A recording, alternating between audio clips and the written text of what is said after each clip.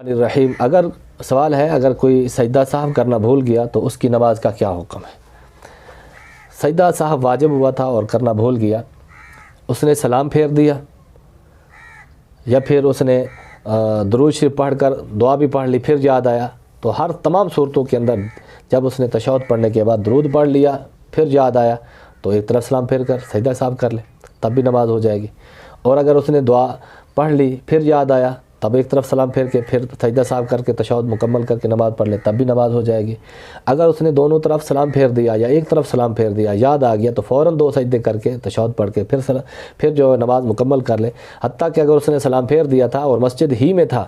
اور اس کو پھر یاد آ گیا، اگلی نماز کی اس نے نیت نہیں کی تھی، نیت سے پہلے یاد آ گیا، کھڑا بھی گرچہ ہو گیا تھا، یعنی کہ اب اس نے 2 رکعتیں نماز پڑھی، فرض پڑھنے تھے، سنت کے اندر اس پر سجدہ سہو واجب ہوا اور فرض پڑھنے کے لیے وہ کھڑا ہوا، ابھی نیت کرنے والا تھا کہ اس کو یاد آ گیا کہ میرا تو سجدہ سہو باقی رہتا ہے، تو فوراً وہ سجدے میں جائے، 2 سجدے کرے اور تشہد پڑھ کے دوبارہ سلام پھیر دے تو اس کی نماز مکمل ہو جائے گی۔ واللہ تعالی عالم بالصواب۔